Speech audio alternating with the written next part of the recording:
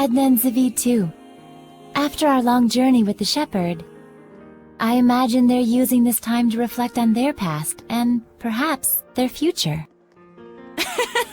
Kinda like us, huh?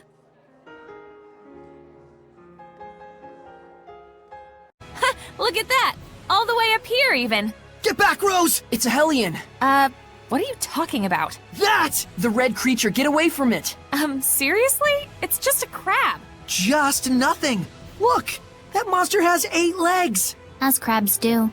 And big, fearsome pincer claw things. Very crab-like. And it's got a pointy shell, and the little ones are running around blowing bubbles, and... Definitely a crab. For real? For real. They're fairly common creatures of the sea. And for the record, they're delicious. You mean to say that this thing is all over the ocean? Yeah, I had no idea. Ugh. Seriously, your heads are full of the dumbest crap, and yet you've never heard of crabs? Well, you might be the same if you lived your whole life in a mountain village. See? I told you the Mabo curry bun would be a huge hit. Yeah, it's delicious. Hey, mind your manners, you two. But we gotta eat it before it gets cold. Yeah, that'd be gross. I can't take it anymore. Give me a bite. Yeah, sharing is caring. I want like 10 bites. Your manners, everyone, please. You want some too? Yes, please. Oh, But man, those brats in Lady Lake. Are all the kids that bad these days? Well, if society's abandoned them, I don't know. Is there any other way for them to survive besides a life of crime? it is a sad era we live in. That has nothing to do with it. Those delinquents were kicking sand in the face of those of us honestly struggling through life. They're just ignorant of the real world, don't you think? Hey, don't look at me when you say that. Rose, so those are the things you have to think about, huh? I don't think, I just do. Ugh, let's stop talking about this. You mean you're just spontaneous? That's... awesome. Yes. No matter the circumstances, it's up to each person to decide how she wants to live her life and for what she must be held accountable. But Rose understands that instinctively, without thinking.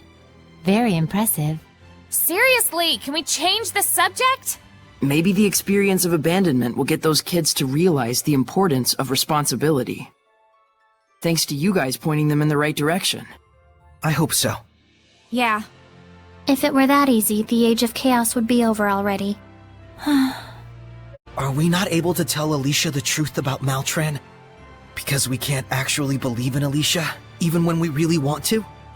She's just trying to provoke you. Let's keep it a secret. Are you sure? Yeah. I agree. It appears harming Alicia is not part of her grand plan anyways. Then I have no objections. Rose, you agree too, right? You sure told her off. Saray looked like he was done with her, so I just took it from there after she started talking smack. To be honest, I'm scared to tell Alicia the truth about her master. Alicia really trusts Maltran, more than any one of us can imagine. Ain't nothing out of the ordinary for Hellions to be living among humans these days. Well, anyways, I got a feeling we'll meet that babe again. Yeah, I know. Don't get so serious. It'll be fine. Come on, stay psyched up. Right. What was that all about? They've started interfering, I suppose. Heldolf's followers are causing mischief in human society. To create malevolence? Sounds connected to what we saw earlier. Right. He was taking advantage of wars to produce Hellions. So he's trying to start another war! But this is a record of the past. That war is probably well underway. He's deceiving everyone. That's the charitable interpretation. But it could very well be that some folks are intentionally assisting him. How could they? Unfortunately, we can't rule out the possibility. Being a princess sure sounds rough. Nations and politics are like an entwined spiderweb full of people's desires. If you are too full of ideals, you'll be entangled in the web instantly. But still, I don't want to say that Alicia's completely wrong. Especially since we know the reason why she's been working so hard. In times like these, Alicia's straightforwardness is a truly valuable asset. However, A sword that is too hard can break easily. True, and besides, Alicia does make sound arguments. Isn't that a good thing? It's like, you know how if someone pointed out your wrongdoings, it really hits you? You'd probably get discouraged, or even snap. They're only human after all. Meaning that by pushing her sharp reasoning on others, it causes cognitive dissonance and turns people against her. So that's it. Even though she's right, she's met with hostility. And she faces her challengers straight on, which in turn only brings forth even more hostility. So that's why she worries so. Sounds like quite a load the princess has to carry.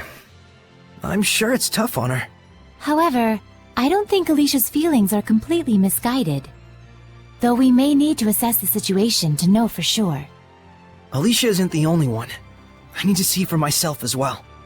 He beat the dragon in one hit! And a fully materialized one at that. What tremendous power! Dang. Just look at how much malevolence is swarming around him. Gets me itching for action. Yeah, I'll definitely need to get stronger. That's your reaction? I don't know whether to be worried or relieved. Not a lot of clues to her whereabouts. We know something bad happened. Maybe Syndra and Margaret had already known each other from before. So you think Margaret had such strong resonance that she could talk to Seraphim? Yeah, it's like they were once friends, but... Something happened. Yeah. All the more reason we need to find and talk with Margaret.